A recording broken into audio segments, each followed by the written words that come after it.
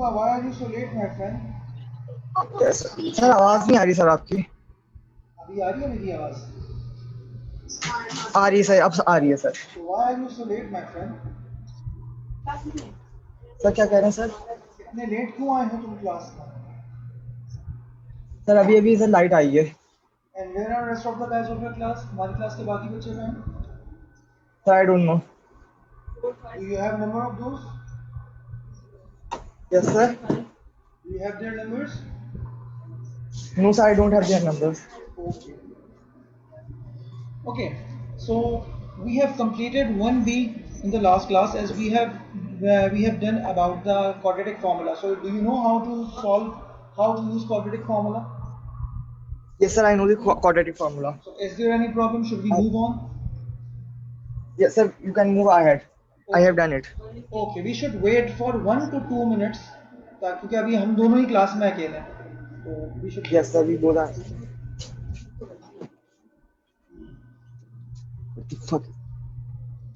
वालेकुम Zakaria.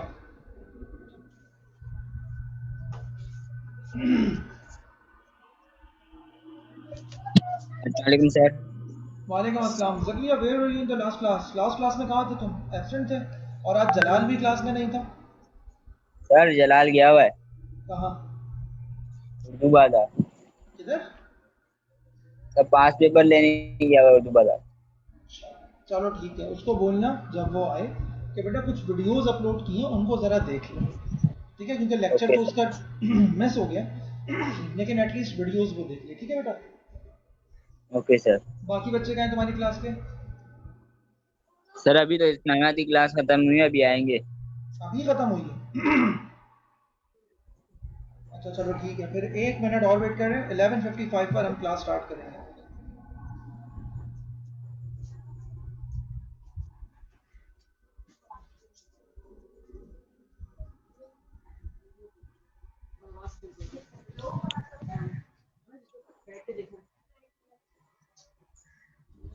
Zakaria Talha इस्बा, quadratic formula समझ में आ गया बेटा?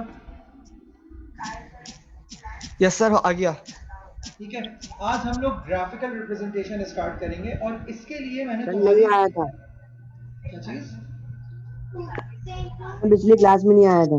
तो बेटा ये तो फिर एरर है ना, ये तो फिर एक फ्लॉ है। अभी तो मैं आगे बढ़ूंगा। अब उसके लिए एक तरीका ये है कि आप कल या तो जल्दी आए, क्योंकि मैं कल मेरी पहली क्लास है 8:10 पर, आप 7:45 बजे आए, तो फिर मुझसे समझें, ठीक है? और काइंडली पंक्चुअल हो जाओ यार, अब क्योंकि एक तो आम तौर पे वी हैव 40 मिनट्स, ठीक है? But now we have only 30 minutes, और उस 30 मिनट्स में भी हम बच्चों का इंतजार करने में और टाइम कंज्यूम हो जाता है। B punctual. और सैटरडे को टेस्ट भी है, ये बात भी ध्यान में रखिए। कौन सी एक्सरसाइज का? एक्सरसाइज 1A 1B, बस इन दोनों एक्सरसाइज, ठीक है? चलिए बेटा स्टार्ट करते हैं, देखते हैं कितनी देर में कितने बच्चे आ रहे हैं। बेटा we are going to solve exercise 1C, ठीक है? And in exercise 1C we need to draw the quadratic formula. हम लोगों ने क्वाड्रेटिक इक्वेशन को ड्रॉ करना है, लेकिन उससे पहले कुछ चीजें समझना बहुत जरूरी है। अब वो चीजें समझोगे कैसे, पहले ये समझ लो। देखो तुम्हारे पास कुछ क्वेश्चंस में वैल्यूज क्लियरली गिवन होंगी कि जनाब आपने यहाँ से यहाँ तक x की वैल्यू पुट करनी है और उसके बाद आंसर निकालना है। जैसे question number 1, question number 2, question number 3 में तुम क्लियरली देख रहे होगे। क्वेश्चन नंबर 1 में you have the values from -1 to 4, question number 2 में you have the values from -3 to 2, question number 3 में you have the values of x from -5 to 0। अब यहाँ तो तुम्हारे पास क्लियरली वैल्यूज गिवन है, all you need to put this values in x and find the value of y। इन तमाम values को x में पुट करवाइए और y की वैल्यू निकाल लीजिए। तो यहाँ तो आपको पता है कि आपने कौन कौन सी वैल्यूज पुट करवाकर आंसर निकालना है। लेकिन जब तुम इंटरमीडिएट लेवल की तरफ जाते हो तो इंटरमीडिएट लेवल में तुम्हारे पास जो क्वेश्चन नंबर 4, 5, 6 और 7 मौजूद है, यहाँ तुम्हारे पास कोई विजिबल वैल्यू गिवन ही नहीं है।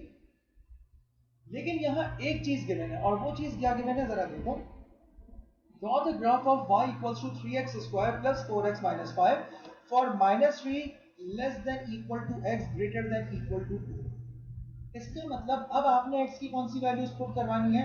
-3, -2, -1, 0, 1 और 2, ठीक है? सिमिलरली क्वेश्चन नंबर 5 में क्या लिखा हुआ है? by drawing the graph of y equals to 5 minus 2x minus x square for -4 to x x to 2, मतलब आपने -4 से +2 तक वैल्यूज x की पुट करवाकर y की वैल्यूज निकालनी है।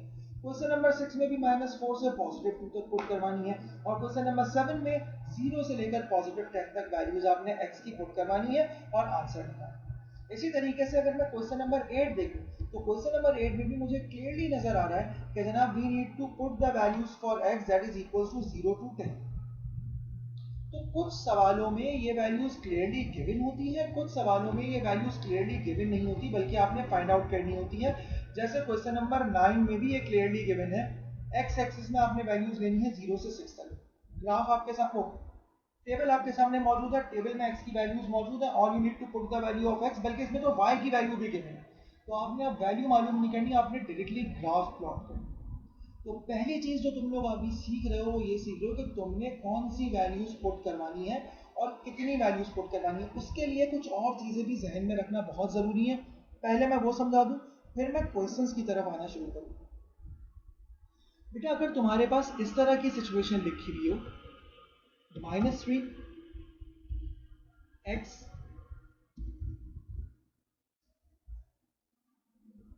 +1, इस जुमले का क्या मतलब है, कहां से कहां तक काम करोगे?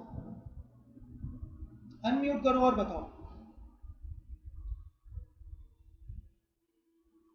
नजर नहीं आ रहा सर सही से। नजर नहीं आ रहा? Yes sir.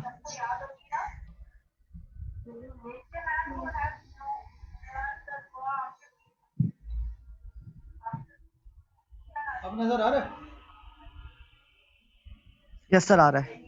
अब बताओ, इसमें लिखा हुआ ये कि x is greater than equal to -6 and x is less than equal to +1।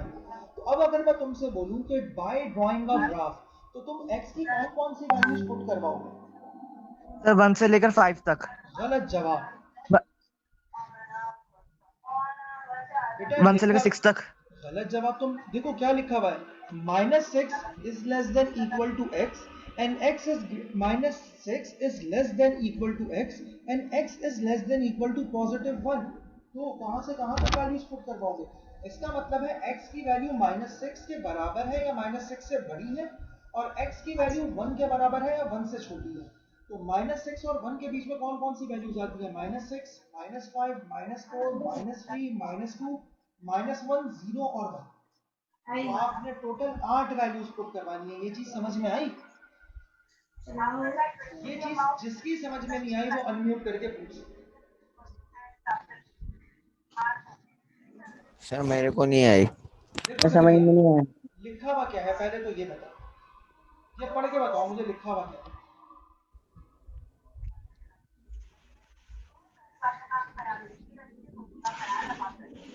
पढ़ो ज़करिया।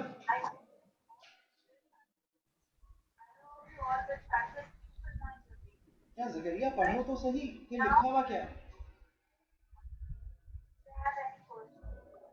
आवाज आ रही है मेरी तुम लोगों को? ज़करिया जी सर।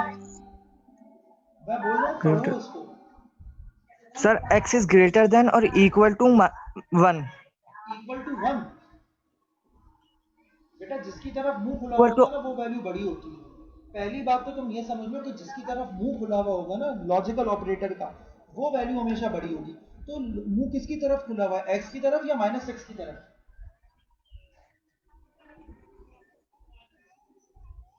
बेटा this is your logical operator, बता रहा हूँ ये तुम्हारा लॉजिकल ऑपरेटर है और इसका मुंह जिसकी तरफ खुला हुआ होगा ना वो वैल्यू बड़ी होगी। तो इसकी वैल्यू इस कंडीशन में किसकी तरफ खुली हुई है, हाइलाइटेड कंडीशन में बताओ।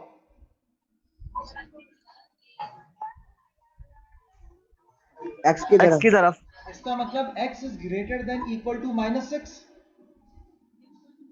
Yes sir. ये बात समझ आ गई? मतलब x की वैल्यू -6 के बराबर है या -6 से बड़ी है। ये बड़ी बात है। समझ में आ गई? यस सर आ गई। इस सिचुएशन में क्या लिखा हुआ है?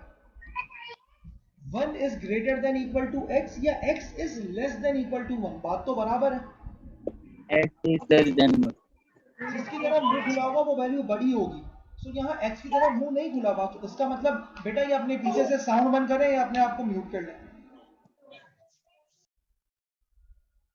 x is less than equal to 1, x की वैल्यू 1 के बराबर है या 1 से छोटी है। ये कॉन्सेप्ट समझ में आ गया कि ये लिखा हुआ किस तरीके से? ज़करिया, नौफल, उमर, यहां तक बात समझ में आई? Yes sir. इसका मतलब तुमने -6 से 1 तक लेकर तमाम वैल्यूज x के अंदर पुट करवानी है, और -6 के बाद वैल्यू आएगी -5, -5 then -4 then -3 then -2 then -1 0 and positive. समझ आई ये चीज? Yes sir. कॉन्सेप्ट क्लियर हुआ? यस सर, आ गई। ठीक है, अब इसी को थोड़ा सा डिफरेंट वे में करके देखते हैं, क्योंकि सवाल हमेशा ऐसे ही नहीं आता जैसे लिखा गया। अगर लिखा हुआ है -6 x, अब क्या करोगे? अब इसका मतलब क्या है? x इज ग्रेटर देन -6, मतलब अब x -6 के बराबर नहीं है बल्कि उससे बड़ा ही है। तो -6 से बड़ी वैल्यू कौन सी हुई? -5। -5। इसका मतलब इस सिचुएशन में तुम -6 को कंसिडर नहीं करोगे, बल्कि -5, -4, -3, -2, -1, 0 और पॉजिटिव 1 को कंसिडर करोगे। यहां तक कोई मसला है तो पूछो। अब अरे यार, हाँ या ना में तो जवाब दो यार। सर ये समझ में नहीं आया है। हाँ, क्या समझ में नहीं आया? तो समझ में आ गया। अरे किसी एक बच्चे की समझ में नहीं आया, बोलो। सर जो उसके नीचे लाइन खींची हुई है वी के नीचे, ये क्या चीज है? इसका मतलब है लेस देन इक्वल टू और ग्रेटर देन इक्वल टू। मतलब अगर इस जगह पे लिखा हुआ है x is less than equal to 1, तो आप x की वैल्यू 1 भी यूज करोगे और इससे छोटी वाली वैल्यूज यूज कर सकते हो, इससे बड़ी कोई वैल्यू यूज नहीं कर सकते, लेकिन x इक्वल्स टू 1 यूज कर सकते हो। सही है? हाँ, इस सिचुएशन में जहां पर ये लिखा हुआ है कि x इज ग्रेटर देन -6, अब इस सिचुएशन में तुम 6 यूज नहीं कर सकते, क्योंकि यहाँ क्लियरली लिखा हुआ है कि x की वैल्यू -6 से बड़ी ही है। अब आप -6 यूज नहीं कर सकते, अब आपने -5 यूज करना है, -6 से बड़ी वैल्यूज यूज करनी। और ऐसा ही एक आखिरी पार्ट, फिर मैं क्वेश्चंस की तरफ प्रोसीड करता हूँ। -6, अब कौन सी वैल्यू यूज होगी और कौन सी वैल्यू यूज नहीं होगी?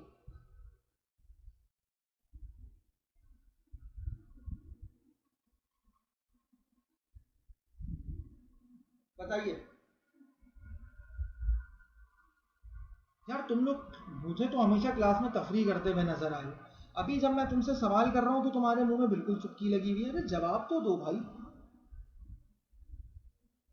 चलो भाई ज़करिया, तुम बताओ मुझे, इस सिचुएशन में कौन सी वैल्यू ली जाएगी और कौन सी वैल्यू यूज नहीं की जाएगी? जल्दी से बता दो मुझे।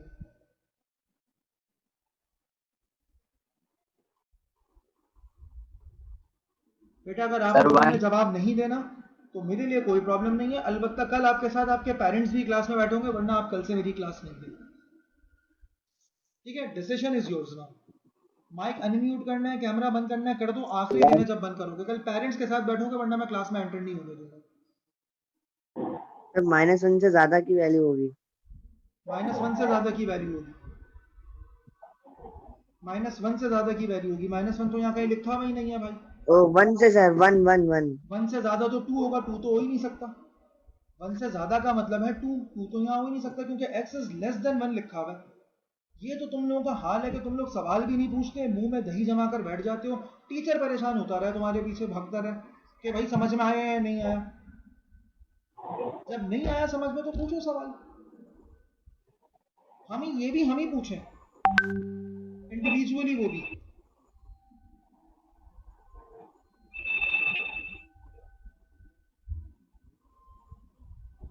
इस जुमले का मुझे मतलब बताओ। -6 less than equal to x less than 1, इसका मतलब क्या है?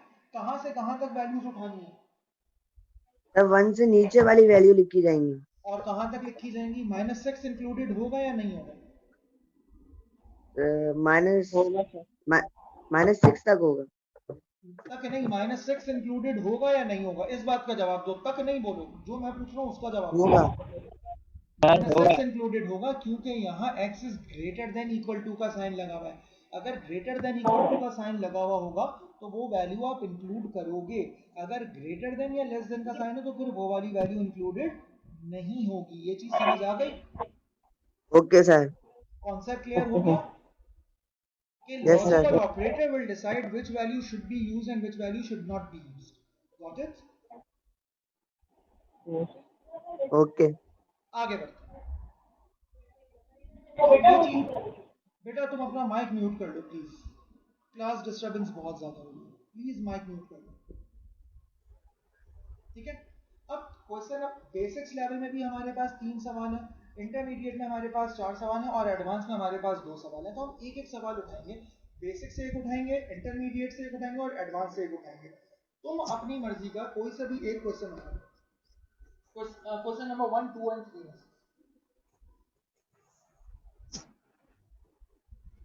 चलो भाई, इस बार अपनी मर्जी का कोई एक सवाल उठा लो जल्दी से।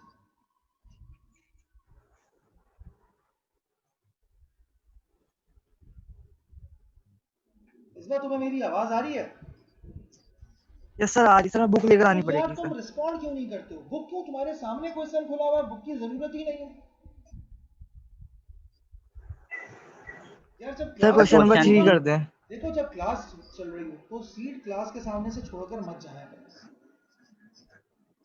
मुझे बाकी टीचर्स का नहीं पता, लेकिन ये एथिक्स के खिलाफ है,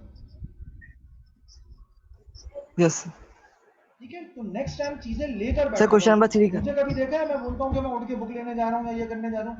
क्यों? मैंने अपने कंप्यूटर में सारी चीजें खोली हुई है, मैं तुम्हें चलो स्क्रीन शेयर करवा देता हूँ ताकि तुम्हें आइडिया हो जाए कि हाँ यार, सर के पास सारी चीजें मौजूद होती हैं। ये चल रहा है तुम्हारा, ये तुम्हारी बुक खुली हुई है, ये तुम्हारा वन नोट खुला हुआ है, ये जूम क्लास चल रही है, ये तुम्हारा व्हाट्सएप वगैरह और ये सारी चीज़ें चल रही हैं जिसमें जो है तुम्हारी अटेंडेंस वगैरह लगेगी। यहाँ आ जाओ तो तुम्हारी बुक्स का टॉपिक पड़ा हुआ है, पीछे की तरफ आ जाओ तो तुम्हारे वर्कशीट, यूनिफाइड सिलेबस, सारी चीज़ें यहाँ खुली हुई पड़ी हैं। तो तैयार होकर आया हूँ ना मैं भी सारी चीज़ों के लिए, तो तुम लोग क्यों नहीं तैयार होकर आते भाई? अब मैं बुक लेने जा रहा हूँ, अब मैं पेन लेने जा रहा हूँ, अब मैं कॉपी लेने जा रहा हूँ। यू आर ग्रोन अप भाई। पेपर के दिन एडमिट कार्ड मत भूल जाना तुम कहीं। क्वेश्चन नंबर 1, 2 और 3 में से कोई एक क्वेश्चन सेलेक्ट करो जल्दी से। Sir question number 3। Question number 3। अब तुम मुझे क्वेश्चन नंबर 3 डिक्टेट करवाओगे, ठीक है? क्योंकि मैं लिख रहा हूँ क्वेश्चन वन नोट के ऊपर, ठीक है? चलो भाई, एक्सरसाइज हमारे पास है जनाब, exercise number 5, sorry 1C। Question number कौन सा है? Question number 3। चलो बोलो बेटा, अब जरा क्वेश्चन बताओ मुझे। y equals the two, variables वो छोड़ दो, आगे बताओ। y equals to y equal to x square y equals to x square, आगे plus 6 plus 6x plus 6x। बेटा मैंने खुद ही देख लिया, +9। थैंक यू सो मच यार, थैंक यू सो मच, ठीक है? और आपने इस इक्वेशन की मदद से टेबल को कंप्लीट करना है। इक्वेशन क्या है? y equals to x square plus 6x plus 9, और हमारे पास x की कौन कौन सी वैल्यूज मौजूद है, जल्दी बताओ। -4 इस बार से पूछ रहा -5 -3 हूँ, इस बार से पूछ रहा हूँ, यस सर। बताओ x की कौन कौन सी वैल्यूज मौजूद है? सर -5 -4 -3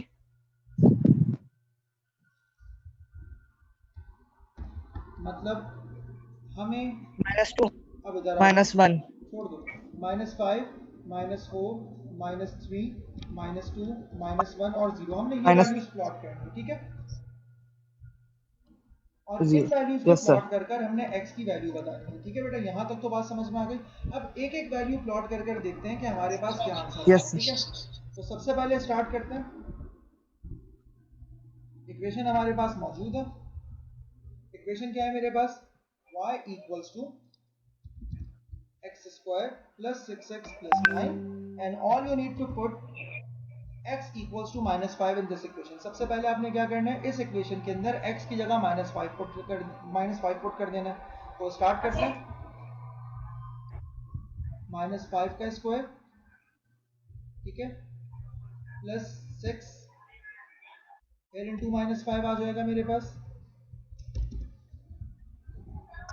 फिर प्लस 9 आ जाएगा, इक्वल्स टू, अब -5 का स्क्वायर किसके बराबर होता है इस बार?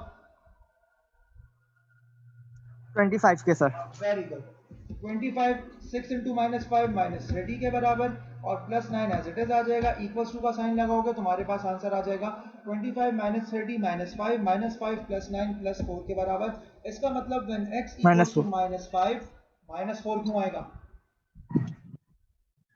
सर 4 आएगा। देखो बेटा इस बार एक बात मेरी अपने जहन में अच्छे तरीके से बैठा लो, जितना कंफ्यूज हो गया ना मेरा बच्चा उतनी गलती करो, कंफ्यूज नहीं होना, ठीक है? Yes sir. इसके बाद x की जगह हम लोगों ने पुट करनी है -4 वैल्यू। चलो जी स्टार्ट करते हैं। जहां जहां 5 मौजूद है अब मैं वहां वहां -4 पुट करवा रहा हूं। तुम लोग भी करवाओ और सॉल्व करो जल्दी से। तो -4 का स्क्वायर इक्वल्स टू 16। 16 - 4 बराबर हो जाएगा -24 के, +9 एज इट इज रहेगा। सो 16 9 बराबर हो गया मेरे पास 25 के, और 25 -24 बराबर हो जाएगा +1 के। इसका मतलब मेरे पास -4, जब मैं x की वैल्यू -4 पुट करवाऊंगा तो what would be the answer of y? The answer of y would be +1। सही है? ज़करिया समझ आ रहा है? उमर शराफत, नौफल?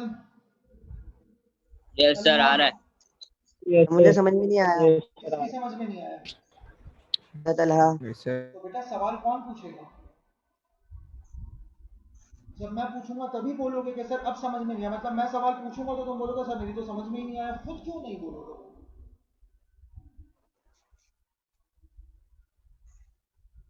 बेटा ये होशियारियां मेरे साथ नहीं करो, मतलब किसी भी टीचर के साथ नहीं करो, क्योंकि टीचर तुम लोगों से पहले उन सीट्स पर बैठ चुका है जिन सीट पर आप अभी बैठेंगे। ये पुराना तरीका होता था कि टीचर ने जैसी सवाल किया सर मुझे तो ये समझ में ही नहीं आया। ठीक है, सवाल से बचने का ये अच्छा तरीका था, अब नहीं है, क्योंकि हमें भी पता है कि बच्चा क्या करता है। तो बेटा अब मुझे बताओ जरा क्या समझ में नहीं आया? बताओ भाई तला क्या समझ में नहीं आया? सर ये फॉर्मूला समझ में नहीं आया। बेटा फॉर्मूला तो मैंने कोई यूज ही नहीं किया। तो कोई फॉर्म भाई मैंने यहाँ पर कोई फॉर्मूला यूज किया? Naufal, Zakariya, no sir. उमर शराफ, मैंने तो कोई फॉर्मूला यूज नहीं किया। इसका मतलब तुम क्लास में मौजूद ही नहीं थे। या सर ये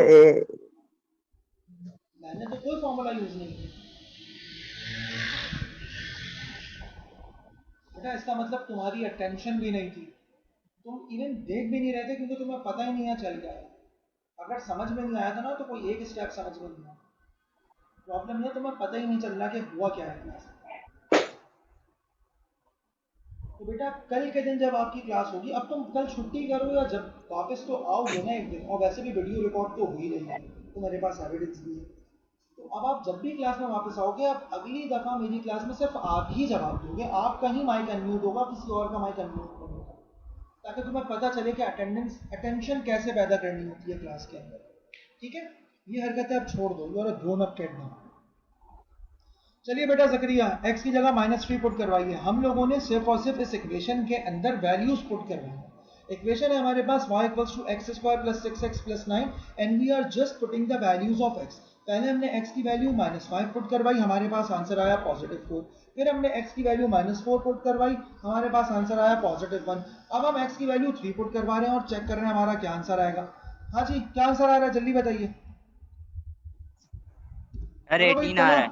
चलो भाई तला, नहीं रुक जाओ, अभी तला बताएगा इसका जवाब। चलो भाई तला जवाब दो इसका। -3 का स्क्वायर हुआ 9 के बराबर, 6 इंटू -3 बराबर हो गया -18 के। बेटा इसका आंसर 0 आ रहा है।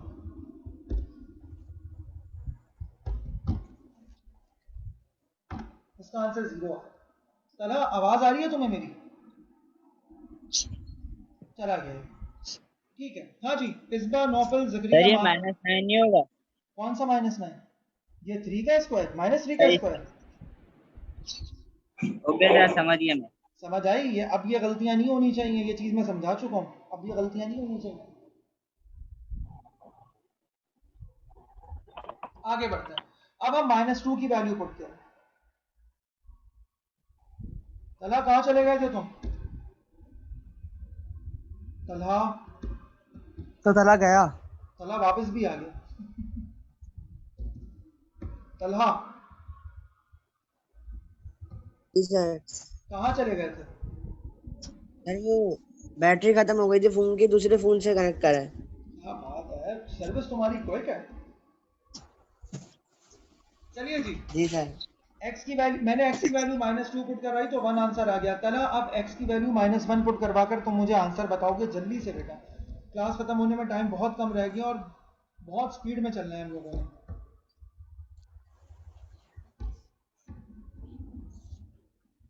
जल्दी। इसमें क्या करना है? इसमें क्या करना है मेरा बच्चा, इसमें तुमने सॉल्व करना है असल में, ठीक है। और कैसे सॉल्व करना है चलो मैं तुम्हें बता देता हूँ। तुम्हारे पास इक्वेशन क्या है मुझे ये बताओ। इक्वेशन लिखी हुई नजर आ सर रही है y क्या इक्वल वाली? हाँ बोलो।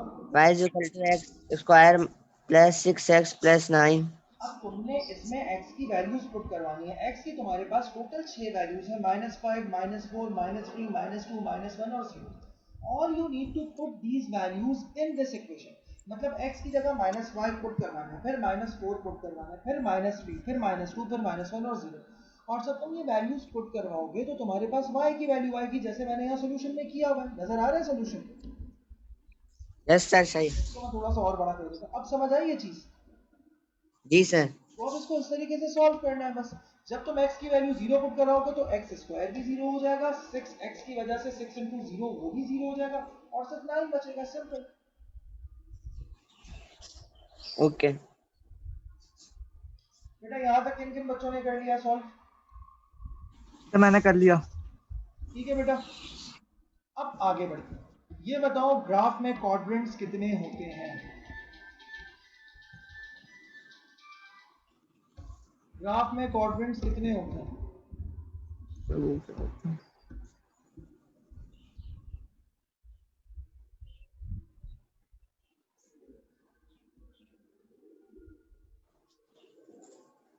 बताइए मेरा बच्चा। क्या पूछ रहे हैं? ग्राफ में क्वाड्रेंट्स कितने होते हैं?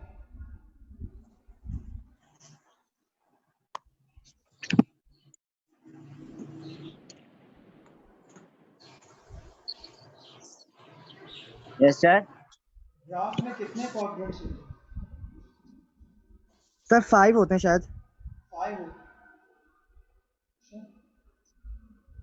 ग्राफ ड्रॉ किया आज से पहले? Yes 6 sir. होते हैं। 6 होते हैं।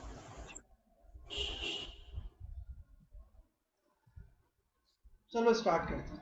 तुम लोगों को मैंने एक ऐप डाउनलोड करने के लिए कहा था, क्या नाम था उसका? जियोजेब्रा। डाउनलोड की तुम लोगों ने? कौन सा है?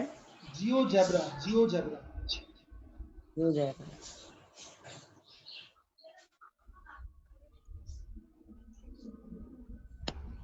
सर उसका आंसर सर मैं मोबाइल हो सकती है।